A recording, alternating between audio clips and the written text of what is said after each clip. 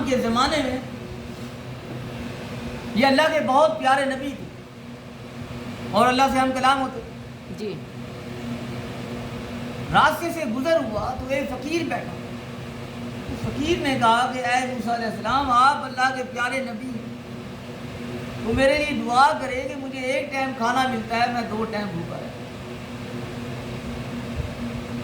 کہ اللہ سے دعا کریں. جی حضرت موسیٰ علیہ السلام نے اللہ جل شانہ یا باری تعالیٰ میں راستے سے آ رہا تھا اور ایک فقیر نے ایک سوال کیا کہ مجھے ایک ٹائم کھانا ملتا ہے اور 2 ٹائم میں بھوکا رہتا ہے.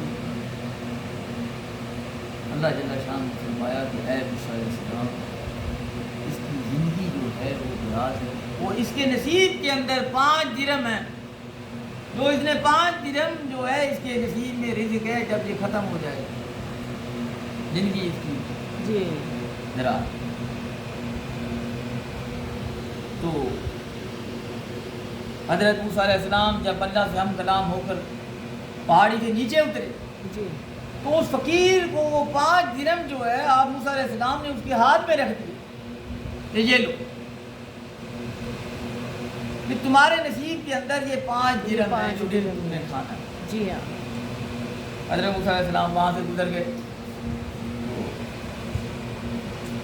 اس فقیر کے دل میں خیال آیا کہ آج جو کچھ بھی میرے پاس ہے میں اس کو اللہ کی راہ پہ خرچ کرتا ہوں. جی جی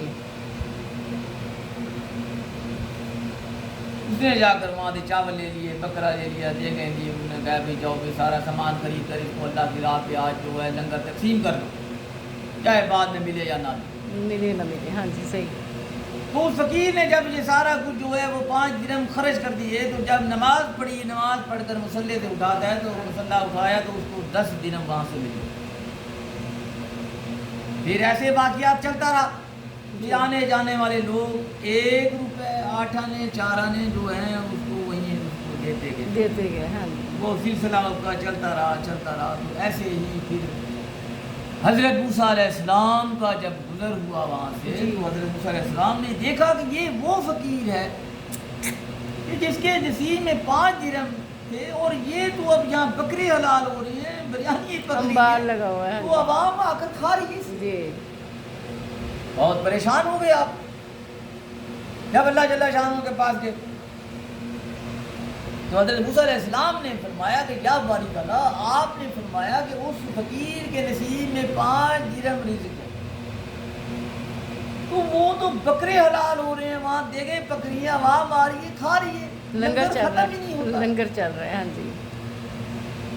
اللہ جل شانہ نے فرمایا کہ اے موسیٰ علیہ السلام میں کسی کا احسان نہیں لیتا. اس نے میرے 5 روپے خرچ کیے ہیں تو میں نے اس کو 10 دیے. جی بے شک بے شک بے شک. تو اسی لیے جو آدمی اللہ کی راہ پر خرچ کرتا ہے تو اس کا رزق کبھی تنگ نہیں ہوتا. تنگ نہیں ہوتا. بے اس شک کا رزق فراخ ہوتا ہے بے شک بے شک. اور اللہ جل شانہ اس شخص پر راضی ہو جاتا ہے. سبحان تو کہاں جاتی جب نبیوں نے یہ واقعات اور جو آپ ان کے سنیں تو اس پر عمل کریں جی تو آپ کی پریشانی دور ہو جائے. بے شک کوئی شک. حضرت ابراہیم علیہ السلام ان کے زمانے میں جب وہ کھانا جب کھاتے تھے جب تک کوئی فقیر نہیں آتا وہ کھانا نہیں کھاتے تھے. بالکل ایسے ہی. ہاں جی. 3 دن گزر گئے. جی ایک روٹی پکا کر رکھی ہوئی ہے انتظار کر رہے ہیں کہ کوئی فقیر آئے گا تو میں کھاؤں گا. ہاں جی. اللہ جل شانہ کا ارشاد مبارک ہے کہ اے جبرائیل علیہ السلام میرے نبی کے پاس جاؤ مہمان بن کر. 3 دن ہو گئے انہوں نے کھانا نہیں کھایا.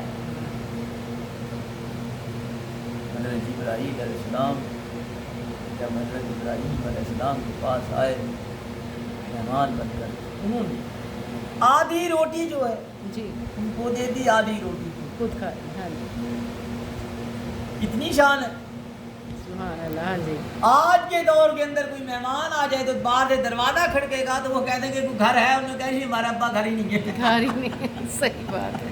وہ بھائی کیا ہو گیا، اکثریت مہنگائی کا دور ہے، اکثریت ہی کہاں ایسی سے ہے۔ کھانا کھلائیں؟ ہاں ایسی ایسی تو آج کے کا لوگوں دور، کے ہاں۔ ایمان جو ہیں وہ کمزور ہو چکے ہیں۔ بے شک، ہاں صحیح بات۔ حضرت بابا فرید رحمت اللہ علیہ گنج شکر، جی ایک ہندو آیا آپ کے پاس، وہ ہندو نے کہا کہ بھئی میرے لیے دعا فرمائیں کہ میرا رزق پورا نہیں ہوتا۔ جی حضرت بابا گنج شکر رحمت اللہ علیہ فرماتے ہیں کہ تم کیا کرتے ہو؟ نہ تم نماز نہ دعا، اپنی عبادت کرتے ہو جو تمہارا مذہب ہے۔ جی کہتے جی میں کچھ بھی نہیں کرتا، میں اپنے مذہب کو نہیں مانتا، میں کسی چیز کو نہیں مانتا، مجھے وہ راستہ دکھائیں کہ جس میں جب تک میری زندگی حیات رہے اور میرے پاس رزق ختم نہ ہو۔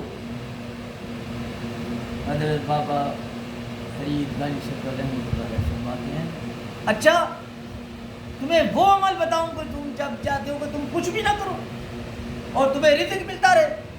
تو آپ نے کہا چڑیوں کو دانا ڈالو، دانا جب چڑیوں کو دانا ڈالو تو تمہارا رزق ملے، کمی چاہے تم کچھ کرو یا نہ کرو، میں تمہیں وہ عمل بتا رہا ہوں۔ جو چیزیں بتا گئے وہ حقیقت ہے، وہ حقیقت، بے شک اس میں کوئی شک نہیں۔ کوئی شک نہیں۔ صحیح، مقصد یہ ہے کہ آج لوگوں کے ایمان جو ہیں وہ زنگ لگ گئے، زنگ زنگ لگ گیا، ایمان ان چیزوں کی پختہ طرف نہیں، کوئی توجہ نہیں۔ دنیا داری زیادہ ہے۔